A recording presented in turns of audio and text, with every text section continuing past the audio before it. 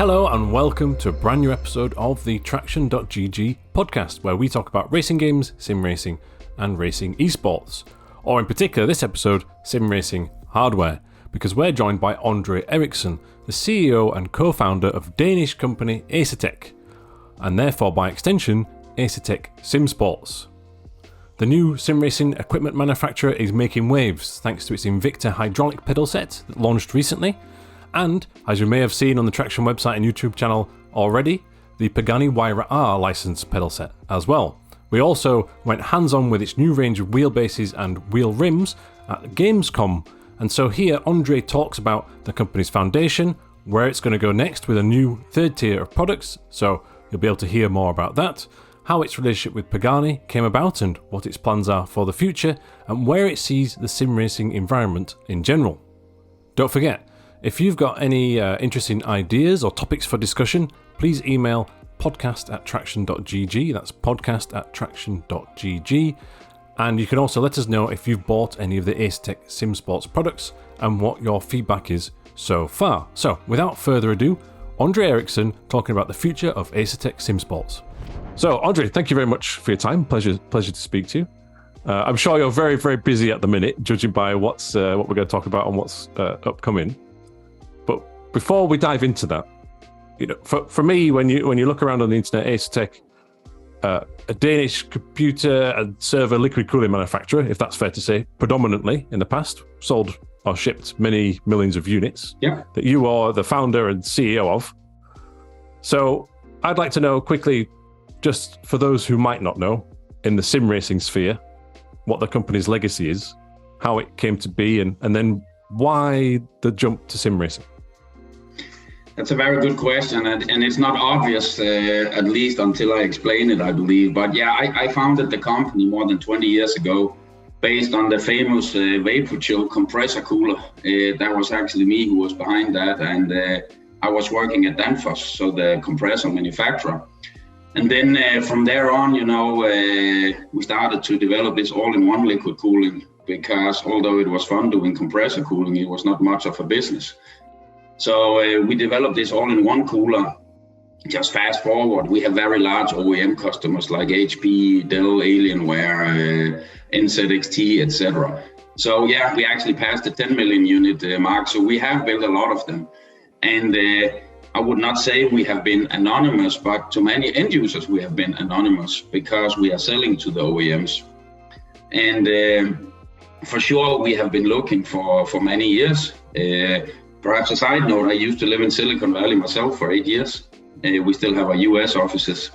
And we have been looking for many years on what's next for Asetek, because we are kind of a one-trick pony with the liquid cooling.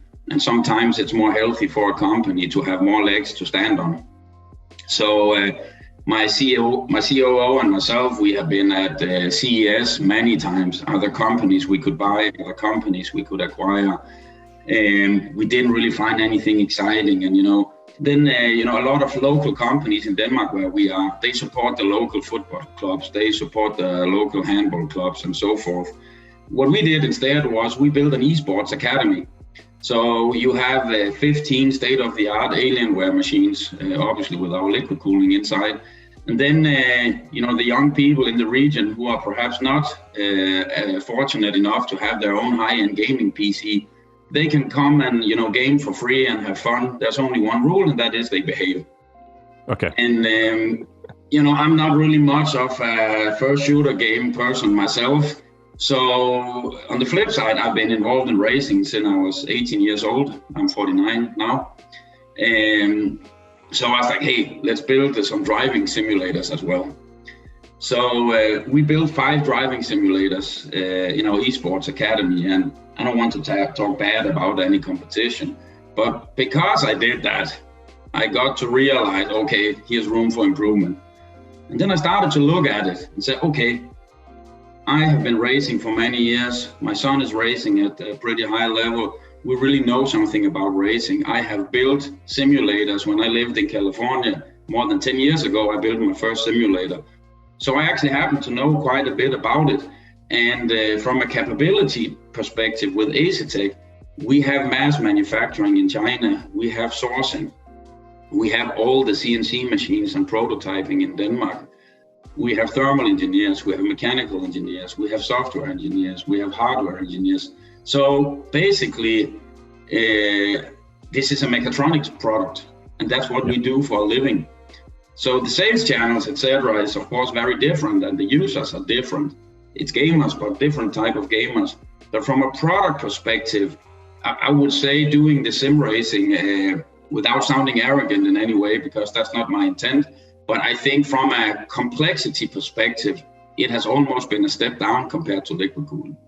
Okay, so I guess, the sim racer or the racing game fan or the professional esports driver may not be fully aware because you're sort of being behind the scenes. So like you mentioned Alienware, your products are inside it, but they might not necessarily be aware of that. So, but you have this big company, this big investment, this infrastructure, people in place, teams in place to then transition across. So from the outside, it seems like an interesting step, but behind the scenes, it's more logical, which is, fascinating.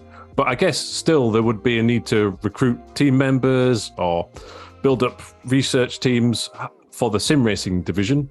How was that? And when did that start? I think we started, just on top of my head, probably a couple of years ago, and then I would say 18 months ago we probably started for real. So it's actually gone pretty fast. If you think about it, we have 2 full pedal sets in the market now, where we started from scratch.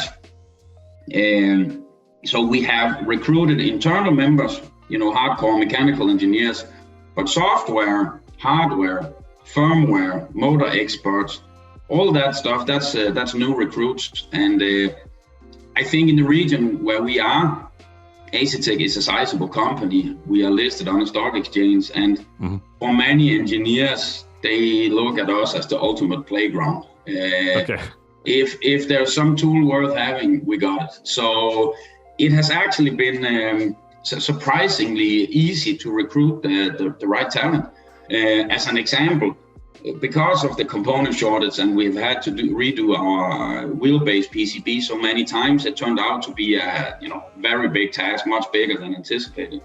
So we needed a firmware guy, and at least in Denmark, these guys are almost impossible to get because they are so sought after, for the mobile industry and so forth.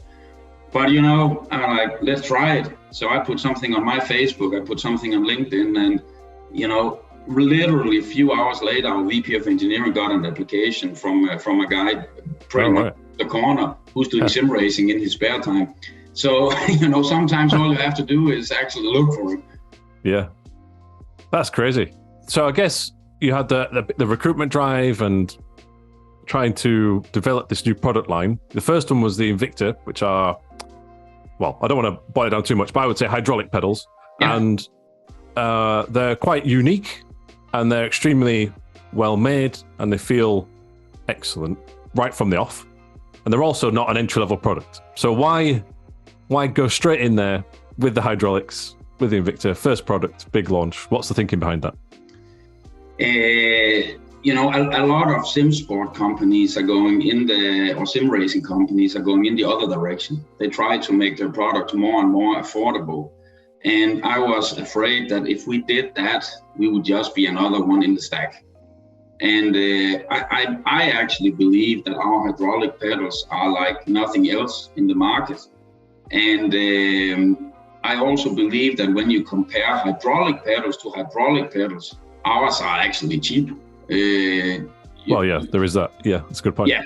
So what we wanted to show is we could come in, make a technological difference, performance difference, even a quality difference, but at much lower prices than what's out there. In full transparency and honesty, it was extremely difficult to develop this top cylinder. And the reason is that if you consider it a race car, hydraulic cylinder in a race car, first of all, you pretty much renovate them every year. Secondly, a race car doesn't really drive that much. So from a reliability perspective, it's not that hard. But we made this crazy idea that we wanted this Thorpe cylinder to be able to last for at least 1 million activations at 100 bars. Right. Now, I'm not the quitter type, but I can guarantee you I had the thoughts honestly, it was extremely difficult to make it past these tests. And, like Murphy's Law, pretty much the first prototype we ever built lasted 1 million activations. And then we were like, okay, this is easy.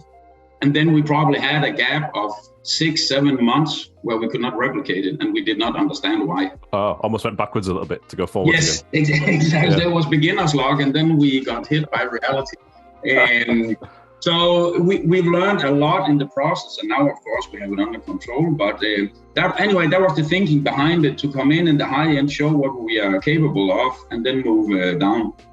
Oh, I see. Yeah, because then you had the Fortes, which came later, which are load cells. Before we just jump onto those, it seems like the philosophy is not so much, okay, let's try and match some sim racing companies here, but let's just think about how a real racing car would work and try and get as close as possible to that first before we sort of look at what other competition is out there. Is that a fair thing to say or not? Absolutely.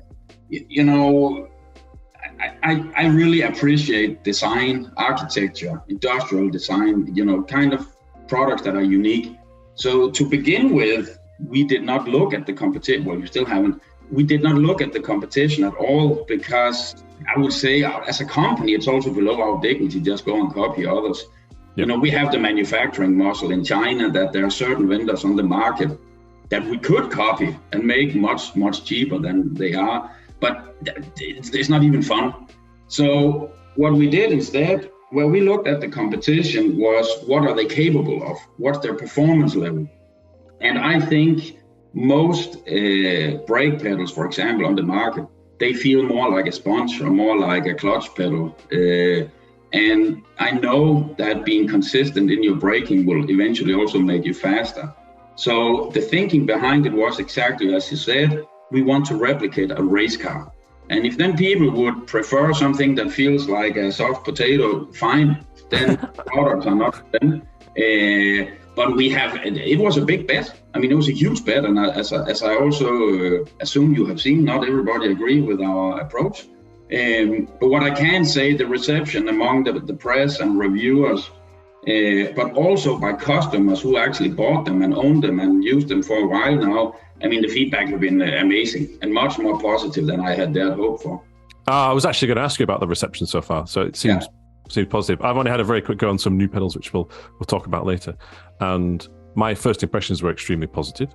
Thank you. But the key thing is, that people are spending significant sums of money on hydraulic pedals from someone who might be unknown to them. It's very key that the quality is there, and as you say, the testing, and it seems to be the case. Is it a challenge then to encapsulate that quality and that feedback on a load cell pedal set with the Fortes at a lower price range when compared to the Invictas?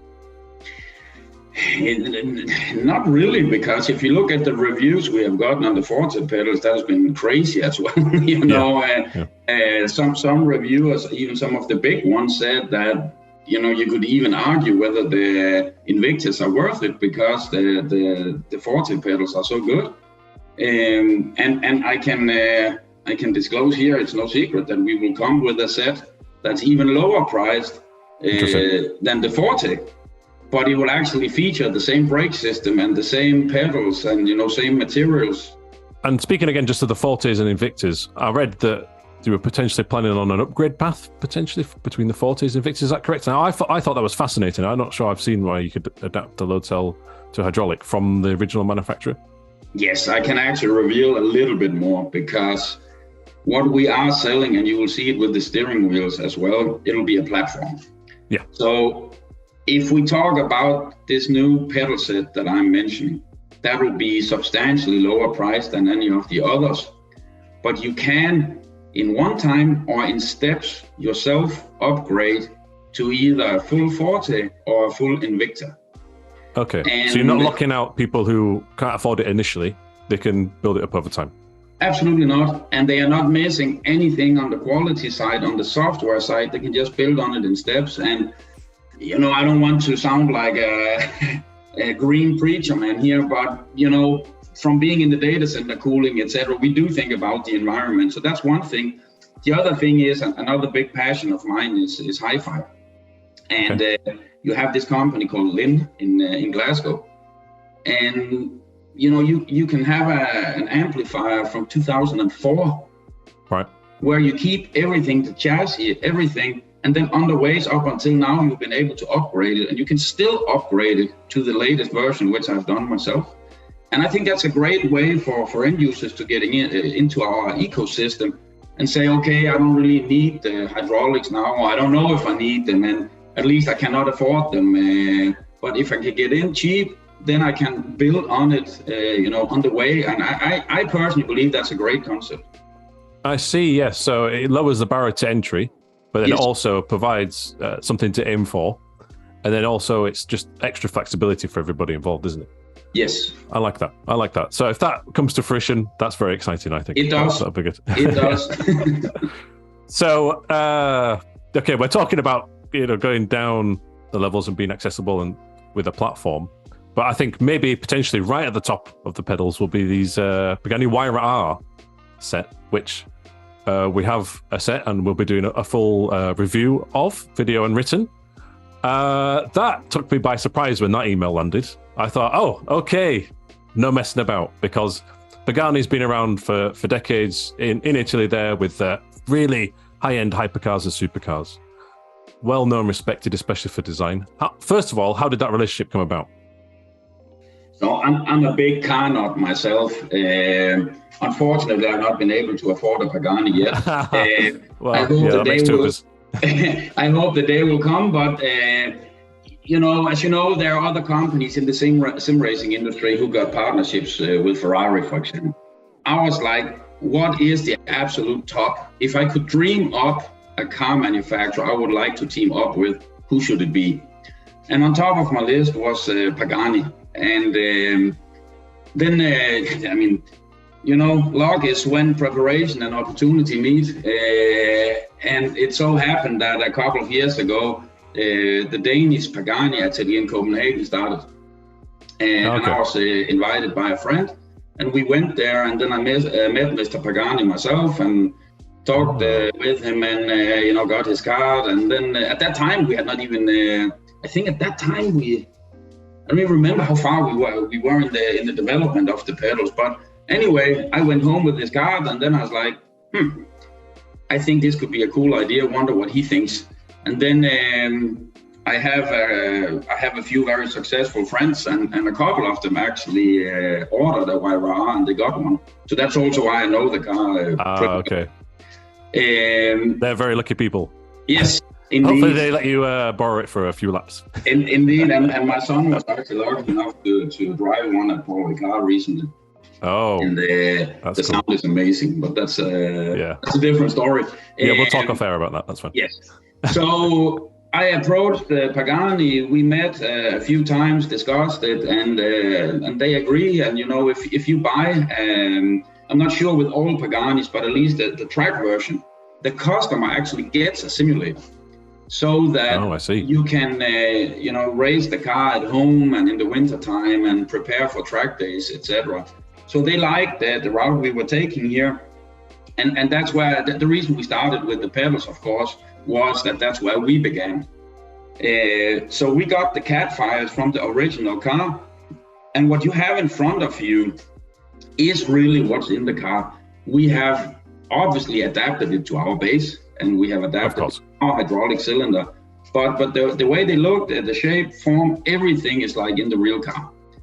And I was going to ask what exact relation they have, so it's more than just getting the name signed off. There is actual real data. And because if it was only a name thing, then to me at least, I'm not interested. To me, that's more like the gimmicky kind of thing. Mm-hmm. So no, we have worked with their CAD files, and also the way the brake is tuned with the elastomer that's in it makes it feel like the real car. There's been some debates on the internet on whether a race car brake is hard or not. And yes, it is, period. And if you jump in the Huayra R, it's not like hitting a wall. There is some travel, but then it becomes like hitting a wall. Okay. So initially there's a bit of give, and then it's solid. Exactly. Well, I thought it was a really impressive relationship. Is launching these pedals with this such esteemed brand name and partnership there, is that a statement of intent Is that something people can go, oh, right, this company's deadly serious about sim racing? Yes, absolutely. We did 2 acquisitions also. We spent a fortune on this. We are here to make it happen for sure. And let's see how the reception is with the Pagani stuff. Of course, it's a branding game, both for them and for us. But hopefully it's also a good business. And if it is, then from both sides, I can share that this is just the first product. Okay. Oh, interesting. So there could be some more. And if you meet Horatio's standards, that's always a good sign, isn't it? Something I'm very proud about, and this is not marketing BS, something I'm very proud about was the first time I was in the atelier. I said, I put a piece of pedals on the front desk, and then Horatio dropped by, and then he looked at them and held them in his hands and said, whoa, this is like a piece of art. And then he took off. And then but I didn't know him at the time, so, could be he was telling that to everyone, I didn't know. But then some of his employees told me afterwards that, André, this is a very big compliment. That's not something he does very often. So that actually made me proud. I was like, okay, if you can impress Horatio Pagani, then it's not too bad. Yeah, you're doing okay. All right, so future Pagani products as well. That's very interesting. Speaking of real world brands in terms of Pagani, and we mentioned Horatio Pagani, who's the lead of that company, and he's a well-respected person within the automotive industry, a well-respected person within the motorsport industry, let's say, is Kevin Magnussen. Yeah. And you have a partnership there. Yeah. What's it been like working with him? And now that he's also become a Formula One driver again, which is really fortuitous timing, I think. Yeah, but first of all, Denmark is a small country, so it's not like I would say Kevin and I were buddies, but I knew his father, and we know a lot of the same people. So that's of course always fun, and of course it's I'm a big entrepreneur, so of course it's also fun to watch Formula One on TV and see your own brand name start up or back up. Kevin has said on live TV, and many people heard it, that he never used simulators because they didn't help him, and to him it was a toy. Yep. Then he stepped out of Formula One, and then he got into was it Chip Ganassi he raced for in the US. Yeah. And there, he came on new tracks because he was the pro driver. He perhaps only got 3-4 laps in the car, and then he had to be there for qualifying. So their simulators actually helped him big time. So he changed his view a little bit about it, and then we came along. And just like I said with Pagani, Kevin is not really, and the same with us, he's not really interested in taking a pair of our Forte pedals and then, put a Kevin Magnussen logo on and sell it like that. Yeah, okay. The vision here is we want to, and now we get into the wheelbase territory, of course. Yeah, nice segue. Yeah, we want to make it feel like a Formula One car. And, I don't care what people say. There may be 10 other companies out there doing wheelbases and say this is realistic. They don't know. I don't know. You need a Formula One driver to tell you if it's right or not. Interesting. And that's what we have used Kevin for. So the way I look at it is that people who buy our wheelbases, whether it's a firmware or software upgrade or how it will work, we don't exactly know yet. But the idea is that we will make something that makes the wheelbase feel like a Formula One car. It may not be fast in sim racing. It could be, in sim racing, my guess is it's actually much quicker not to have a lot of force feedback versus having a lot. So it's really about, do you want to win sim racing games, or do you want to feel it, that it feels right? And that's what we're trying to do with Kevin. And, something that's actually a quite funny story or anecdote here is that the first time Kevin was in our labs, the deal was actually, or the agreement was actually, we should talk about the business side of it. But even though the guy is a full-time Formula One driver, it was almost impossible to get him out of the simulators. Okay, that's cool. We actually had to pick him or remind him several times because he just kept driving and having fun. And with our engineers, we actually succeeded in getting, let's say, very close to how a Formula One car actually feels. And trust me, it's very different to a standard sim racing wheelbase. Okay, well, let's talk about that, because I'll be visiting after we've spoken today. In a few days' time, we'll both be at Gamescom. My understanding is Asetek SimSports will be there, and you've got some prototype wheels and wheelbases. Yeah. What can you say about what will be there?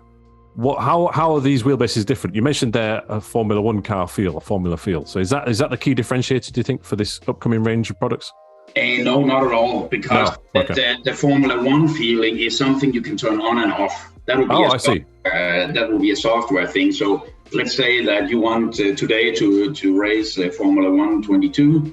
Then I imagine that you can upload this specific firmware or some specific settings. Then it will feel like a Formula One car, but it will not feel like that all the time. I see. I think on the wheelbases, I'm not sure whether you know or not, but we acquired some IP from Granite Devices, Simucube, a few years back. The reason we did that was that, at least in my head, they were on top of the list, both in terms of performance, so how does it feel, but also in terms of quality. I really liked it. So to gain some time, we bought some IP from them, which in reality is really, they helped us bringing our stuff up. That was, you can say in essence, that's really what we bought from them. Okay. Our motors will not look like theirs at all, or our software will not look like theirs, but we got some of their firmware code and some of their methodology, and some of their engineers helped our engineers to bring it up. So from that perspective, I believe that we will be right up there among the best from the get-go. From the start, yeah. Yes. And then I would say our motor is not just a standard servo motor. These motors are industrial motors with, I guess, 140 millimeter flange, and they could just be used as a CNC machine, as in a simulator. So we changed that a little bit. We designed it from the ground up, so the aesthetics will look more like a gaming device, let's put it like that. The LED lights we have in the pedals will also be in the wheelbases. Of course, you can turn it off if you don't like it. Yeah. We developed quite a genius quick release, if you ask me. I've seen the video where you, and it looks very unique, right? Yes. So you've got this paddle, and then there's no wire, so you can have a display without wire or Bluetooth cable. Exactly. Is that correct? What's the methodology behind that? Has that taken a long time to prototype and get working? Yes, it has, because if you've seen my video, you will also see that in a real race car, nobody cares about play. Right. Yeah, interesting. Yes, but sim racers, they don't like play in anything. It has to absolutely not. So it has taken a while, and that's, as you probably also know, that's also based on Granite's design. But the problem in their design is that they don't have the electrical connectors. And although it's not a big deal to put that locking pin in, people just don't like it. It's not easy enough. Yeah. So what we have done is we have developed that further. And I think where we may also be quite unique is, from today, let's say you're a 15-year-old kid and you spend all your savings on sim racing hardware. You cannot mix and match anything. You basically have to decide, which manufacturer do I want to marry? Yeah. And I don't like that, because I think that is limiting the business more than it's expanding it. So what we are actually in the process of is this particular quick release to offer that for sale to other steering wheel manufacturers. Oh, I see. And it will not be inflated prices. It will be very fair prices, so that people can actually mix and match steering wheels and wheelbases. You don't have to tie into one specific manufacturer. So that's also where I think we're a little bit different. And in terms of wheelbases, the current plan is that we will have exactly the same as, here we also looked a little bit on the car industry. I don't like these, product names that they start with Hyper and then they become Mega, and then, it's very difficult to understand. So we will have Invicta, top of the line, Forte, Value, or mid segment, and then we will have what's called La Prima. It will be the most affordable range that we do.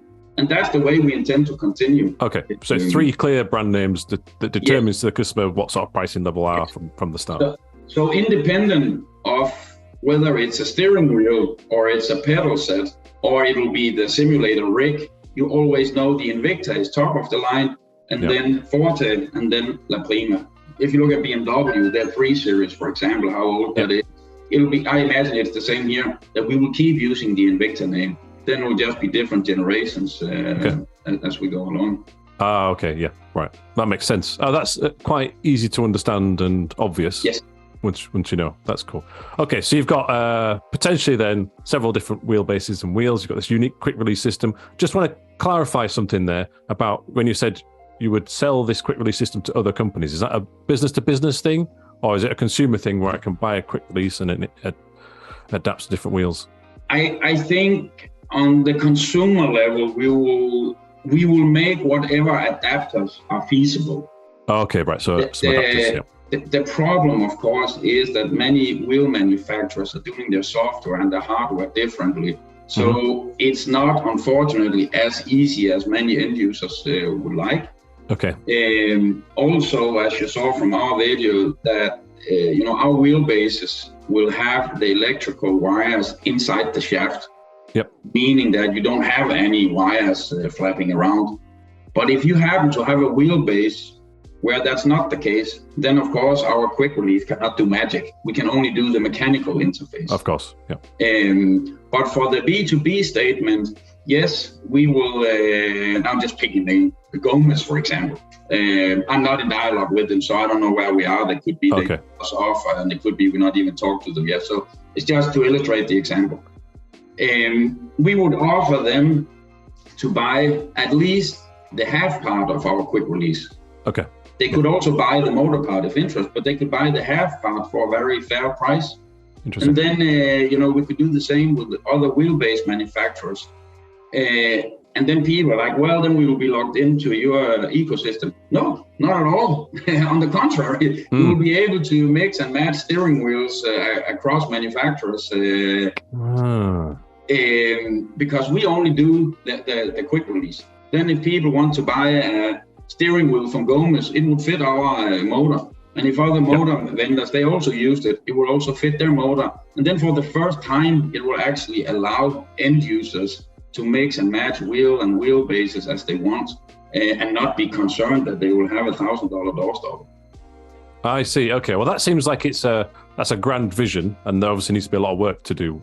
But if that becomes a reality, that seems like a good moral standpoint to help the end consumer ultimately. So at least I can say from my perspective that we will be offering it, whether people buy into it or not. Okay. Yeah. So we have the intent to not try to lock customers in. But if we do, then it's because the others won't play along, and then of course we can help. Yeah. Well, that's challenging. Business can be a challenge sometimes, but let's hope that progresses. All right. Well, I don't want to keep you up too much longer, and there is a lot we can talk about. But I'll just rattle through a few things. So obviously you have the Race Hub software. I think there on the left-hand side, is that what I saw? Or at least on a video, there was like some gear shifters and some motion simulators mentioned. So just quickly on the gear shifters, is that in the plan for future products as well? Yes, we intend to provide a full ecosystem. And I would say the gear shifter is not on top of our list. I can easily tell you what we're looking at next year. For next year, we are looking much more into, developing our software because everything has gone so fast now that there are a lot of features we would like to implement. And then we would start focusing on the rig. Okay, yes. We have a lot of great ideas on actually how to build a rig. So that's what we want to do next year, so that hopefully if we talk again same time next year, then definitely. You will have a rig behind you and not just a set of pedals. And then, of course, we have the wheelbases, the wheels and the pedals, and hopefully also seats, so that you can pretty much buy an entire package. Okay. Yeah. And what are your thoughts on motion simulators? I would like to get there for sure. I think for a real race car driver, I think contrary to what many people believe, they should not be moving a lot. I would say 1 to 2 centimeters, because elsewise it becomes arcade. Mm-hmm. And the reason why we are doing that last is that's obviously where you have the least amount of buyers, because it is difficult. Yeah, it is difficult to do it inexpensively. But for sure we are getting there, and you know, our grand vision, the reason why it's called Asetek SimSports and not Asetek Sim Racing is, I believe in the future we'll be moving into the flight sim industry, perhaps bicycles, perhaps golf, you know, all kind of simulators. That's the vision long term. Oh, I see. Start with the sporting motorsport aspect and then potentially move on elsewhere. Oh, that's fascinating. I didn't realize that. How do you see, from the outside looking in, before you started the SimSports division, how healthy do you think sim racing and racing esports is in general? Does it have room to grow and expand? And if so, how would it do that? That's quite philosophical there. It's quite... Yeah, but it's a very relevant question because, as you know, we are listed on the stock exchange, so I get these questions all the time. And I've been in, let's say, early stage market before with our liquid cooling. The nice part is you can grow, you can develop new products, acquire a lot of new customers. That's always very pleasing to do. The frustrating part is, unlike a mature market, you cannot really get any reports that will tell you how big is the market opportunity, etc. But when we started Asetek SimSports, as I already told you, we bought some IP from Simucube, and then we bought UGG, a UK-based company. I personally made a list of more than 100 companies that was on my list to acquire, and we went through all of them. So the way I see it is, Fnatic or Endor is a public company, so their revenue is well known. I think it's, let's just say, 100 million euros. Then I think there's this whole forest of smaller companies who all of them specialize in pedals or gear shifters or something like that. And I think it will not be too far off to estimate that all of them together is also 100 million. Okay. And then I think we have a few upcomers from China. That's seen from my chair, the usual struggle that, let's say, they are at the lower end of the cost, but then perhaps on design and features and customer service, at least dealing with people in the West, is not the greatest. And then where I see ourselves is something bridging those gaps. Okay. You know, it would be an insult to a 15-year-old and tell him that our Invicta pedals are cheap, of course. Yes. Yeah. But if you look at some of the other hydraulic pedals on the market, they are cheap. And we will not be launching a $79 pedal set for sure. Okay. But I imagine you can get Forte quality in the $300 range from us at some point, which I believe to be a fairly good value, actually. Okay. Well, that sounds like it's, like you said, bridging the gap. It's something new. I like the approach so far. Basically, thank you very much for your time, and I hope to see you in Gamescom. Well, thank you very much to André for his time there. I hope you enjoyed listening. If you're on YouTube and watching this, let us know in the comments below what you think about Asetek's future plans and if that was interesting to you, and whether or not competition is better for the industry or not. If you're on Apple Podcasts and Spotify, please do like, follow, subscribe, rate, leave us a review. For those on YouTube, just a reminder that going forward, this podcast will predominantly be in audio-only formats, so Spotify and Apple Podcasts, as I've mentioned already. But we will do the occasional video one as a special episode like we did with André here because we talked about so much exciting news. Otherwise, thanks for listening. Keep it pinned.